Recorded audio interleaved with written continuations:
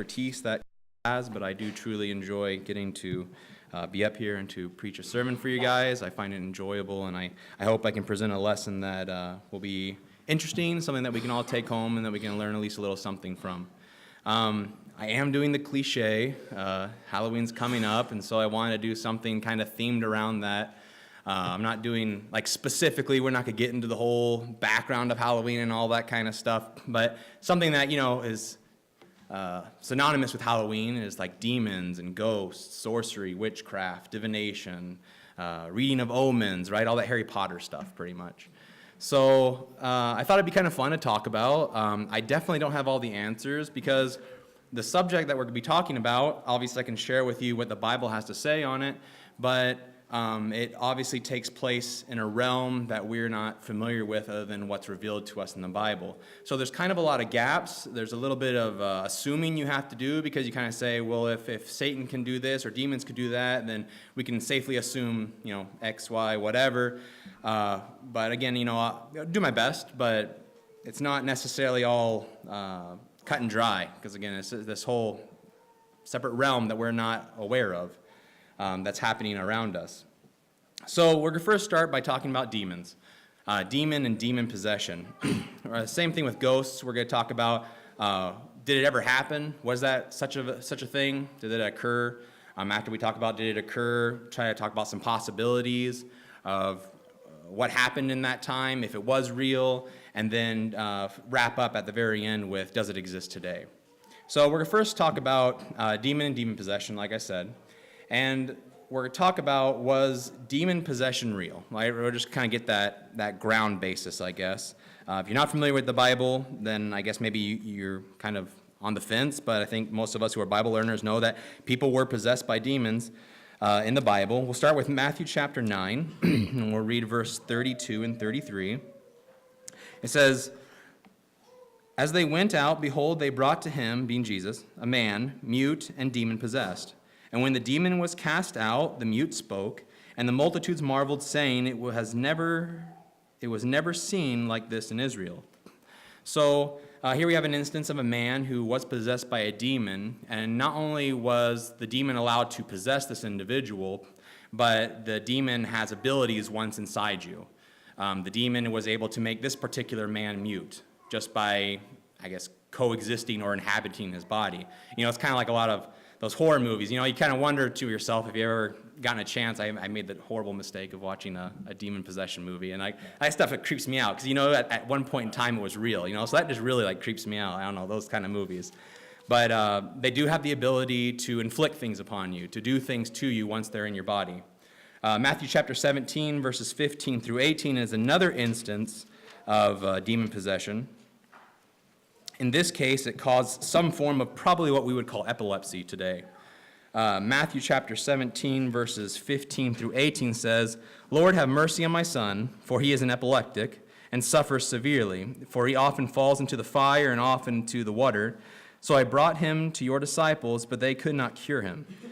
Then Jesus answered and said, O faithless and perverse generation, how long shall I be with you? How long shall I bear with you? Bring him here to me. And Jesus rebuked the demon, and it came out of him, and the child was cured from that very hour." So again, we have an instance of demon possession where, for whatever reason, again, I don't know, it doesn't really say if certain demons have certain abilities and they can only do that, or if they all have the ability to do whatever they feel like and they just pick and choose. So that's kind of what I said at the beginning is, there's no real knowing, right? But for whatever reason, this demon possessed this individual, this boy, and on top of that, he decided to cause him to have, again, what's outlined as epilepsy. Other renditions or interpretations of the Bible, or translations is what I'm trying to say, sorry, just says that he convulsed and he fell over, things of that nature. So kind of like seizures is basically what it caused upon, I'm not going to say child, it says more like a boy, so I'm thinking a little bit older in age. And that kind of has a little bit of significance, and we'll talk about that here in a little bit. So maybe not a full-grown adult man, but we're not talking about an innocent child at the same time. So demons can grant supernatural abilities on top of inflicting harm or inflicting such things as epilepsy, seizures. They can make your body ill in that sense, but they can also grant you abilities if they felt the need or if they felt like doing it, I guess. Mark chapter 5, verses 1 through 5, it says, "Then they came to the other side of the sea, to the country of the Gadarenes. And when he had come out of the boat, immediately there met him out of the tombs a man with an unclean spirit, who had his dwelling among the tombs, and no one could bind him, not even with chains, because he had often been bound with shackles and chains, and the chains had been pulled apart by him, and the shackles broken in pieces, neither could anyone tame him. And always, night and day, he was in the mountains and in the tombs, crying out and cutting himself with stones." So this is the example of the man possessed by multiple demons. I believe it was legion. If you look at Matthew's account, I believe it specifically says, many demons. It was legion inside this man. And so this particular group of demons that decided to all coexist inside of this human's body decided to not only inflict pain, they made him cut himself, they made him act crazy, they made him dwell among the tombs, like basically a graveyard is what you could think of it. Sometimes they had tombs on rock sides, mountain sides. And so he'd like to live among the dead. It's just kind of a sick, morbid, weird, there's really no explanation for it. It was not the norm of the time, that's for sure. So it drove this man mad. And on top of that, people tried to constrain him, and there were several attempts to get this man bound and tamed and under control because, I don't know, maybe he was scaring the local town or something, but they couldn't. Apparently, at some point in time, they had him bound by chains and shackles, and he was able to rip all those in pieces.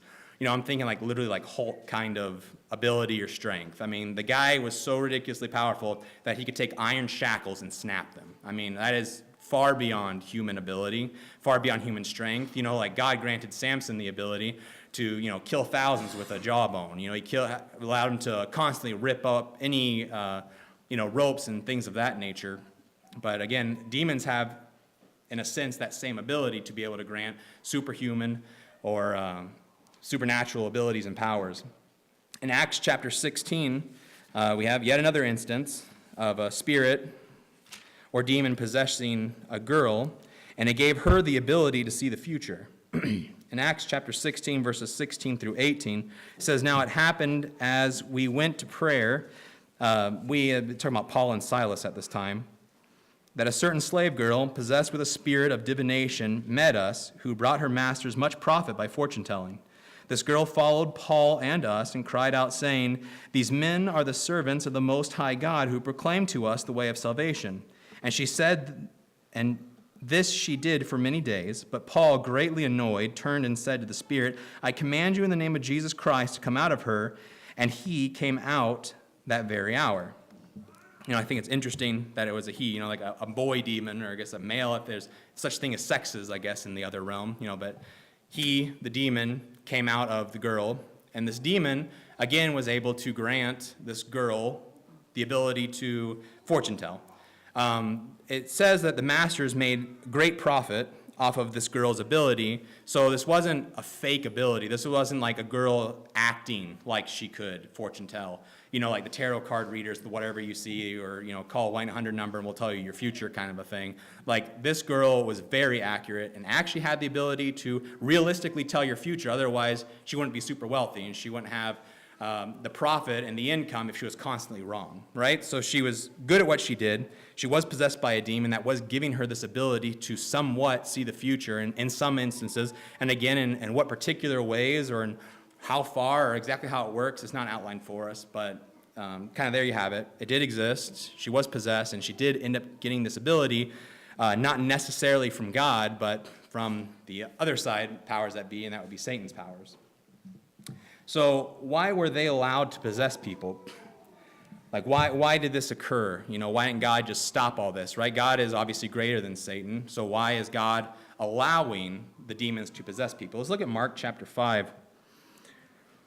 Going back to that instance where the man was possessed by legion, and then as we know, he eventually gets cast out into the pigs.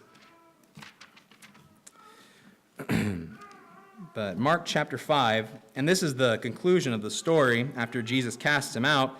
Verse 19, it says, "However, Jesus did not permit him, but said to him, 'Go home to your friends and tell them what great things the Lord has done for you, and how he has had compassion on you.' And he departed and began to proclaim in Decapolis all that Jesus had done for him, and all marveled." So just like anything of the time, Jesus healed a lame man. Jesus healed men with a withered hand. Jesus healed a paralytic. Jesus healed, right? And then you can ask the same question, really. You can be like, why would God allow someone to be born a paralytic? Why would God allow this man to be born with a withered hand? That's not fair, right? Well, God allows, does not cause himself, but he allows these things to happen. In the Old Testament, or I guess before the official transition, I suppose, of the New Testament, because it helped to proclaim him as Jesus Christ. It's not about like fair or unfair, and it's not necessarily, don't think in terms of that God's causing it, but he allows it to happen, and he's using these misfortunes to be able to heal, to be able to show miracles, to be able to prove that he is truly Jesus, the Son of God. And so the same for the demon possession. So people have the ability in the Old Testament, along with many other wonders that no longer exist today, but we'll get to that a little later, like healing and speaking in tongues, miraculously and things of that nature. They were also able to cast out these demons. So it's just another tool, I guess, to promote and to show that Jesus has all authority and all power, especially over anything that Satan has to throw out. If Satan has charge over demons, and demons are allowed to give these people abilities, God even more so. Jesus even more so, and he's able to cast these out and give, the gifts of the Holy Spirit on top of that. So can demons possess just anyone?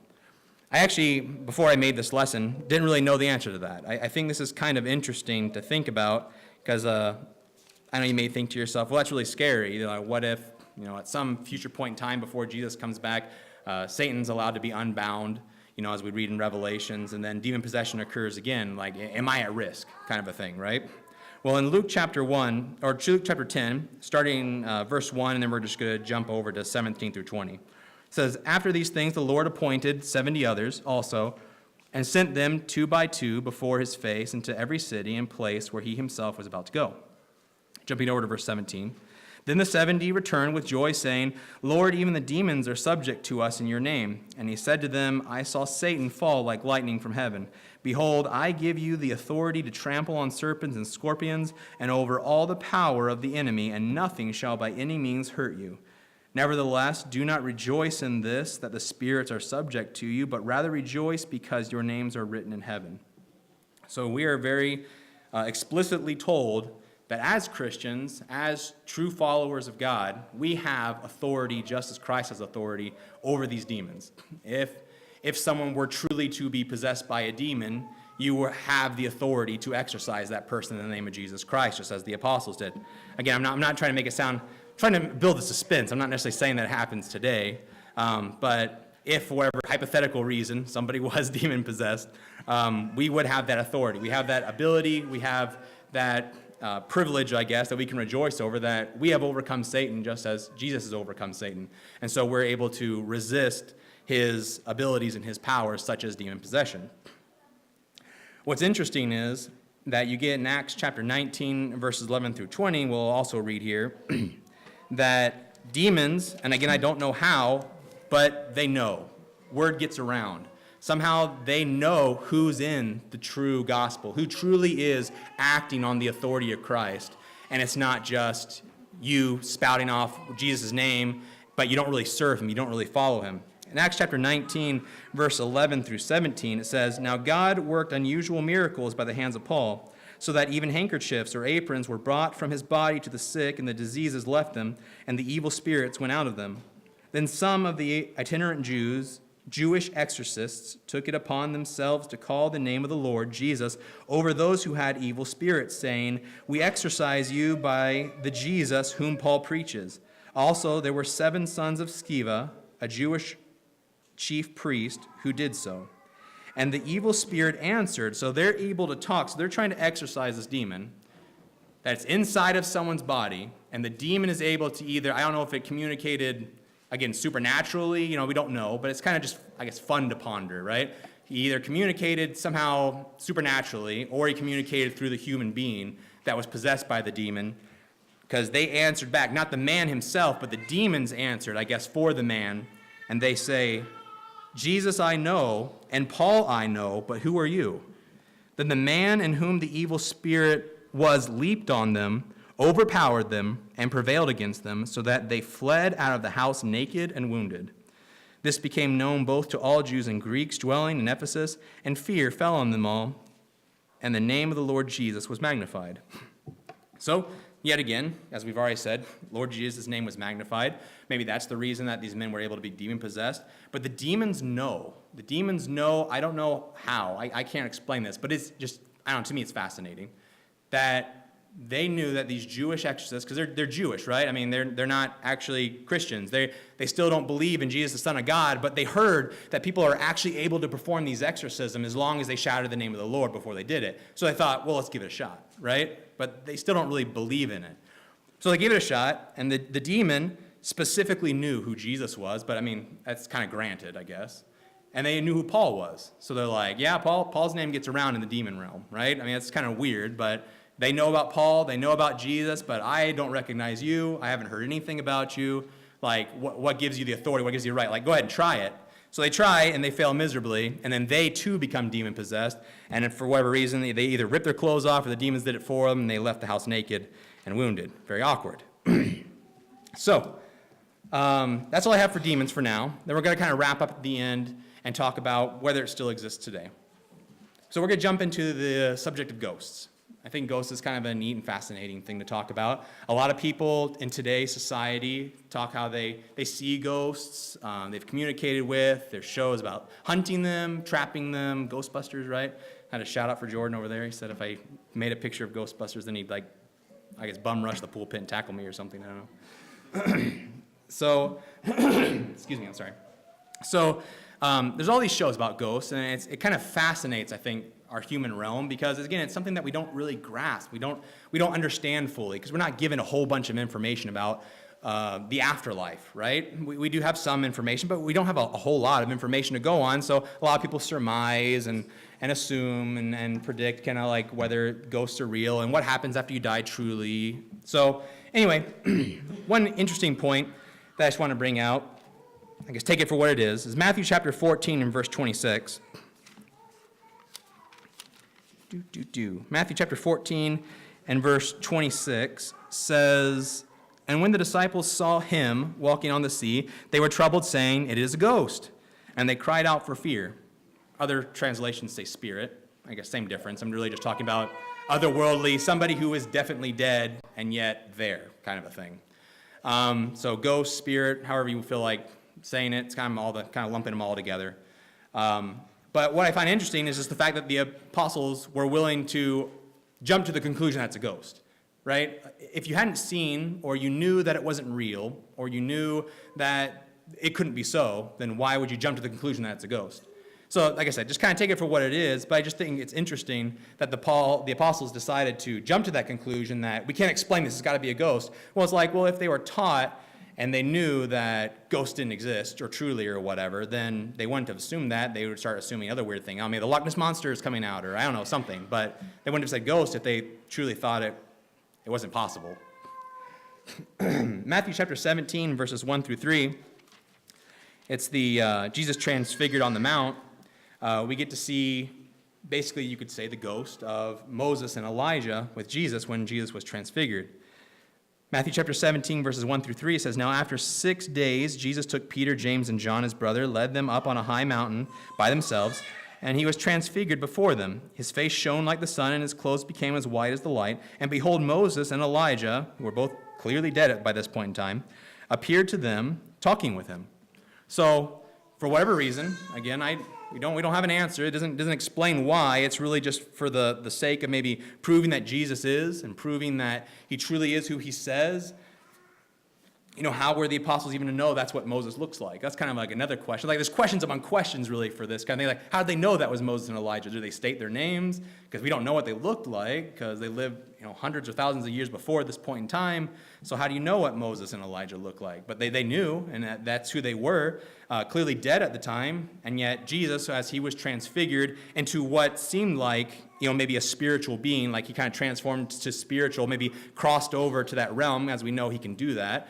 He several times appeared to his apostles after his death. So he kind of can, I guess you could say, phase in and out of the Hadean realm, if you want to say, or phase in and out of becoming material to the point of being seen.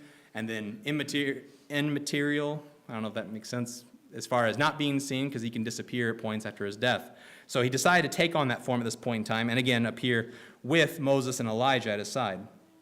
1 Samuel chapter 28, verse 5 through 14. For the sake of time, I won't bother reading that right now. But this is the witch at Endor, when Saul went and decided to approach this medium, is what they're called, who was able to talk to the dead for Samuel, because he didn't have the faith to ask God, or God didn't want to answer him at the time. So he decided to consult this medium, and the medium, I guess again debatable, brought forth Samuel. I guess I would prefer to say that God allowed the medium to bring forth Samuel. I don't know if she truly had the ability. There was a verse that says that she shouted with a loud noise, kind of indicating that she was surprised at the fact that she summoned him himself. Like maybe she was playing the game but didn't really have faith in her own abilities, kind of a thing. But nonetheless, just the point that I want to get across is that, again, Samuel's ghost was allowed to materialize in some form, come back from the dead, and was allowed to physically talk and have a conversation with Saul even after he had been long dead. So in that sense, ghosts are real, in that very specific sense. And so then we'll try to kind of break it down a little bit more. So do we have a choice to stay or go? Like once I die, do I have to go to the Hadean realm? Once my spirit leaves my body, can I float around freely and do whatever I feel like, go haunt a house, scare some kids? Or am I forced to be thrown into either paradise or Hades and wait judgment, that sort of a thing? Let's look at Luke chapter 16. Luke 16 is, I guess, what some refer to as a parable. Except it is, I'm sorry. I don't necessarily take this as a parable from, I guess, my own standpoint, because we're using specific names. So I believe that this is more of a recollection or an account that Jesus would be aware of that we would not be aware of. Again, this took place in the Hadean realm, a realm that we're not familiar with, nor have anyone ever seen or been a part of. But Jesus, as mentioned, can kind of be everywhere at once, right? I mean, he's God at the same time, so he has recollection or knowledge or knows of what's happening in the Hadean realm just as much as he knows what's happening on an earthly plane. So I'd like to take the time to read this because it has some really interesting points. It says, "There was a certain rich man who was clothed in purple and fine linen and fared sumptuously every day. But there was a certain beggar named Lazarus, full of sores, who was laid at his gate, desiring to be fed with the crumbs which fell from the rich man's table. Moreover, the dogs came and licked his sores. So it was that the beggar died and was carried by the angels to Abraham's bosom. The rich man also died and was buried. And being in torments in Hades, he lifted up his eyes and saw Abraham afar off and Lazarus in his bosom. Then he cried and said, Father Abraham, have mercy on me, and send Lazarus that he may dip the tip of his finger in water and cool my tongue, for I am tormented in this flame.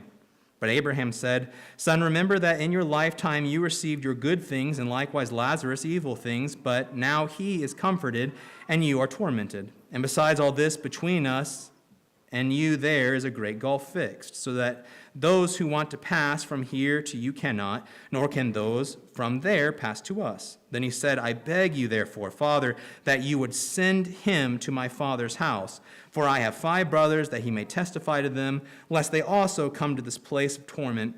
Abraham said to him, They have Moses and the prophets, let them hear them. And he said, No, Father Abraham, but if one goes to them from the dead, they will repent. But he said to him, If they do not hear Moses and the prophets, neither will they be persuaded, though one rise from the dead. So the interesting points I want to bring up is that it does not seem that one has the ability to willy-nilly, at any point or with any whim, come back down to earth as a ghost. We know that Samuel got to come back as a ghost, and we know that, again, Moses and Elijah were allowed to appear in ghost form, however you want to say that, with Jesus. But here we have the rich man begging for permission to go. So he's not allowed to freely go. He has to ask for permission to go. Obviously, he's not granted that permission. And they say, okay, we'll send somebody in my stead. And they're like, no, we're not going to send somebody for you either. You know, if they're not going to listen to the law and the prophets, basically the Bible, if they're not going to read their Bibles and figure it out for themselves, it doesn't matter whether I send somebody from the dead. It's not going to help anything. They have all the proof that they need right there in front of them. If they're not going to listen to it, they're not going to listen to somebody who comes back from the dead either. So what's interesting is, and I don't want to get into the whole subject of the Hadean realm and the Gulf and the, how everything's separated, but just it seems that we can safely assume that you're not allowed to just go back to earth as a ghost and appear to somebody just if you felt like it, but more you have to have some sort of a permission or allowance possibly to do so. Like I said, I think God kind of allowed the medium to let Samuel come back to talk to Saul. I don't think it was like, and he was kind of irritated too. We didn't read it, but Saul was kind of like, why did you call me? You shouldn't be doing this. You should not be summoning me from the dead. Like, this isn't right. It's basically kind of his point that he was making. Kind of to parallel with our ecclesiastical study, I find this verse really interesting. It comes from Ecclesiastes chapter 9, verses 5 through 6.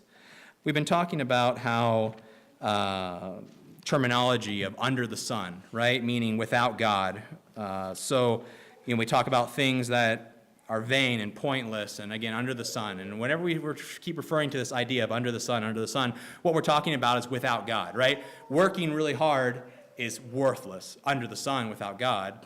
Doing basically everything that we do on a daily basis is pointless and useless and, woe is me, just go kill yourself because there's no point to life kind of a thing without God.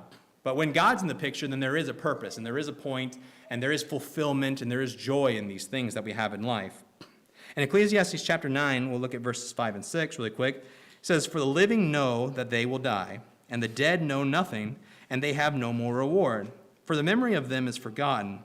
Also their love, their hatred, and their envy have now perished. Nevermore will they have a share in anything done under the sun." I really want to key off of that last part of verse 6.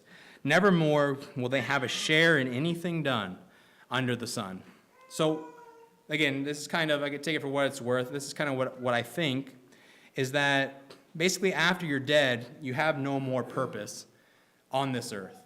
Now, you can take it for what it says in the sense of memory-wise. Now we're talking about without God, right? Under the sun.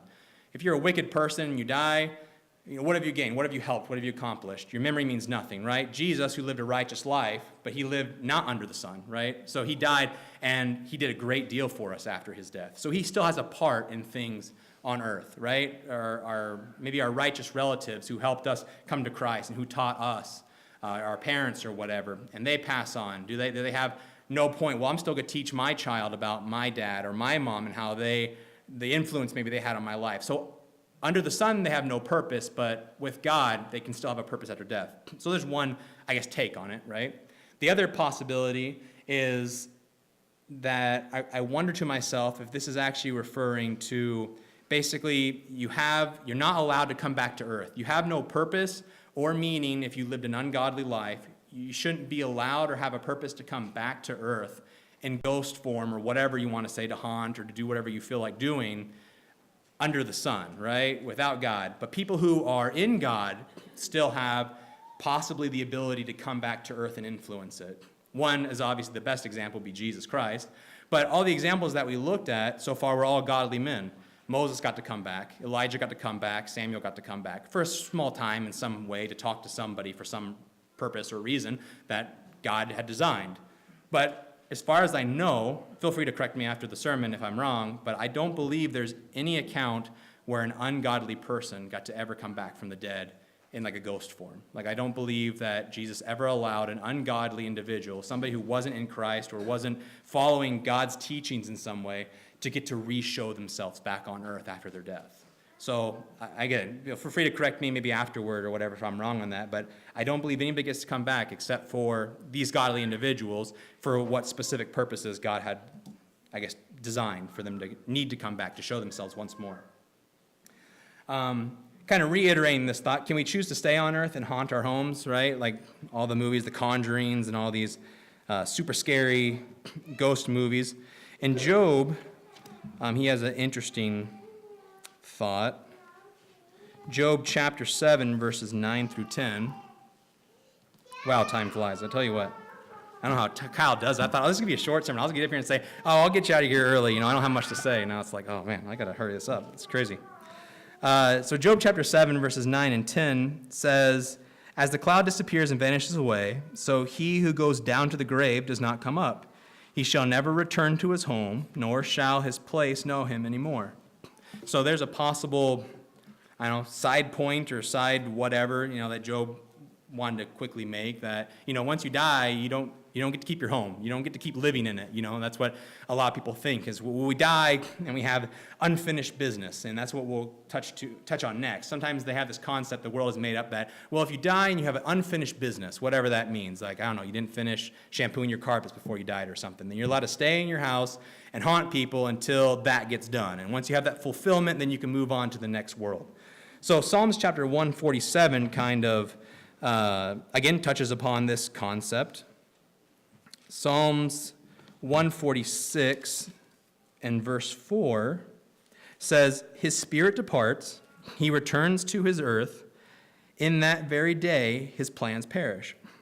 It seems like once you die, whatever plans you were going to do, build bigger barns, shampoo your carpets, whatever, those die with you. It doesn't seem that once I die, I have the choice of staying and waiting for those things to be fulfilled, or in some ghostly, otherworldly sense, get to try to make those plans happen just because I feel like it. It doesn't seem like we have that option, and it seems like once you die, whatever earthly plans you had at the time, those are done. You've moved on to a different realm and a different world, and you have different things and different goals or living style. I don't really know what you do in the Hadean realm. I guess sit around. I don't know if you can sit. I don't know if you have chairs. So we'll move on to this, and we'll hit this really quick in the next 5 minutes, kind of try to wrap it up. So the next is just kind of lumping everything together, just a few quick verses. Psychics, divination, fortune telling, sorcery, basically all the rest of the category. Omen reading, there was some verses, I can't remember. I think Deuteronomy hits on that too. If you're into Harry Potter, omen reading, there was a whole class that he took on it, right? You drink the tea, and then you see where your tea leaves are, and if it's in the shape of the dog, then you're going to die, or something like that. And then if it's in different shapes, it could mean good luck or bad luck. It's like tarot card reading. There's a lot of things, right? Reading the signs, reading a sign in the sky and the clouds and the whatever. And you interpret it, and you decide that it means something. On top of that, sorcery, witchcraft. I think we're all quite familiar with that as well. So anyway, Deuteronomy chapter 18. Unfortunately, as far as I know, there's not really a direct do not do this in the New Testament. So I'm going to be using an Old Testament verse that specifically say do not do this or do not practice it. But we can correlate it to the New Testament here in just a moment. Deuteronomy chapter 18, verses 10 through 12 says, there shall not be found among you anyone who makes his son or his daughter pass through the fire, or one who practices witchcraft, or a soothsayer, or one who interprets omens, or a sorcerer, or one who conjures spells, or a medium, or spiritists, or one who calls up the dead. In verse 12, for all who do these things are an abomination to the Lord, and because of these abominations, the Lord your God drives them out from before you. So God is not pleased, at least in the Old Testament, we can at the very least derive that he is not happy with people who want to say or claim that they have the abilities and the powers to do these things. I guess on a side note, if you truly did have these abilities to do these things, and you weren't going through God, but you did have the ability, such as the girl, right, who had the ability of divination through a demon. There's only two powers, right? Obviously, God is the ultimate power. There is none above him. But if you were able to derive a power of some sort, the superhuman strength, the ability to see the future, the whatever, then that means you're deriving your power, if not through God, then through Satan, through his demons, through whatever. So you are literally basically making the demons or Satan himself who you worship, who you follow. And at that point in time, Satan did have the ability to grant people certain abilities and powers. In Leviticus chapter 19, verse 26, I won't bother reading that either for the sake of time, but that just reiterates that God is not okay with people who practice divination. Divination is not allowed, again, if you're going to be a follower of Christ. There are consequences to doing these things. If you look in 1 Chronicles chapter 10 and verse 13, it talks about Saul and how he had to contact the medium, or didn't have to, but he decided to contact the medium. It specifically says that Saul's death was a culmination of things, and it specifically outlines that Saul's death was because he consulted the medium at Endor. So again, God does not look favorably upon people who do these things, who decide to go to these mediums, who decide to go to fortune tellers, who decide to go to these tarot card readers, or people who truly practice sorcery and things of this nature. The reason why, and what really culminates in, as we just mentioned, is that if you don't get your power from God, Old Testament-wise, we're talking about, abilities beyond the physical. If you're not getting them from God, then you're getting them from Satan. And so in Isaiah chapter 8 and verse 19, we'll look at that really quick, but it basically says that it's taking your faith away from God to practice these things, to do these things, instead of looking to God for your strength and for his abilities, you're looking to someone else. Isaiah chapter 8 and verse 19, it says, "And when they say to you, seek those who are mediums and wizards, who whisper and mutter, should not a people seek their God? Should they seek the dead on behalf of the living?" Like, why do you need to do this? It's kind of like saying, I'm God, I'm right here. If you want something, if you need something, ask me. And if I don't bring somebody back from the dead for you, then be content with that. Realize that you didn't need someone to come back from the dead to talk to you. But in Saul's case, he wasn't content with that. He wanted an answer. He wanted it now, and God wasn't answering him. He goes, skip this. I'm going to go talk to somebody who can talk to the dead for me. That's not okay. He decided to rely on somebody else rather than relying on God for his answers and for his guidance. So then after all this, we kind of have to ask the simple, Halloween question. So can we pretend to be a wizard? A lot of people want to use these verses that say that witchcraft and all these things are evil and wrong, and that since they are, then you're not allowed to do Halloween. You're not allowed to dress up or things of that nature. Well, I think the crux of the matter from verse 10, I believe, in Deuteronomy 18, it says those who practice such things. Okay, we're talking about people who are actively participating in this because they truly believe that it's going to bring them wealth, it's going to bring them power, it's going to bring them something that God won't give them, and so we're going somewhere else. Their faith is diverted from God to these other things. Pretending to be a sorcerer or pretending to be a demon on Halloween or whatever with a mask is no different than pretending to play cops and robbers as a kid. If I played cops and robbers and I decided to shoot my friend, does that mean I'm now associated with a murderer? Because I shot Billy as a cop and he's the robber or whatever? No, we understand that's completely silly. If I was the robber, does that mean I'm now a thief? I'm going to hell because I pretend to be a thief during cops and robbers? Then nobody wants to be the thief. Everyone wants to be the good guy. So it's just silly. It really is just a silly argument to say that, well, if a child wants to pretend to be these things, then that makes it sinful. Because it's not. We're talking about people who are actively practicing these things. So, does it still exist today? So we'll wrap this up in here in the next couple minutes. But does it still exist? In Revelations chapter 20, in verse 1 through 3, kind of gives us a hint of whether it's still going on right now. It says, "Then I saw an angel coming down from heaven, having the key to the bottomless pit and a great chain in his hand. He laid hold of the dragon, that serpent of old, who was the devil, and Satan, and bound him for 1,000 years, and he cast him into the bottomless pit, and shut him up, and set a seal on him, so that he should deceive the nations no more till the 1,000 years were finished. But after these things he must be released for a little while." It seems that 1,000 years is a day and a day is 1,000 years, so we don't know if it's like a literal 1,000 years or whatever, but we are in the time right now that this stuff doesn't happen. The miracles that are no more. And that's from 1 Corinthians 13, verse 10. It says that which was done, when that which is perfect has come, then that which is done in part will be done away with. So when we have the Bible, when we have the fulfillment of God's word, there'll be no more reason for miracles. Okay, well, if there's no more reason for miracles, if God's going to get rid of his powers, right? God says, I'll stop granting tongues, prophecy, and whatever. He's not going to let Satan, but I can't stop Satan. I can't stop him. So I'm still going to let him possess demon-possessed people, and I'm still going to let him do whatever he wants to do, but then his people doesn't have the ability to counteract that. Well, that's not going to happen. So the simple answer is no, it does not exist today. We are currently living in a time and an era where Satan's powers are currently bound, and as well as Jesus' miraculous powers are no longer handed down to Christians in that sense. But if, again, that time ever comes, if there is such a thing in the time in the future when Satan's powers are re-released upon the world, then you can be rest assured that we will also have then the ability to exercise in the name of Jesus Christ if we are true followers of God. Quick side note also, which is kind of interesting, is kind of as I mentioned, that people are not demon-possessed who are Christians. Since we have that ability and that power over Satan, Satan's demons or what have you are not allowed to actually possess true followers of Christ. We have no instances of any church-going, I don't know, Christian, faithful believer, someone who puts their faith in God being possessed in the Bible. It's always just these kind of like side people, right? And none of them were ever associated with the church. None of them were ever associated as Christians or of any sort. And that's why I want to make that quick caveat for the boy who was possessed by a demon. I don't think there's really any instance either where like small infants, like true, we call them innocent because they have not yet committed a sin. So again, there's no example of an infant or anything being possessed by a demon either, which is just kind of interesting. Maybe a quick anecdote, take it for what it is.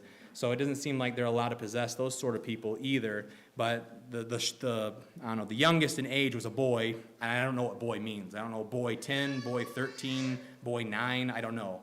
But I kind of feel like maybe he had come, whatever boy qualifies, possibly he came of age to the point where, whatever, Satan was allowed to possess this person.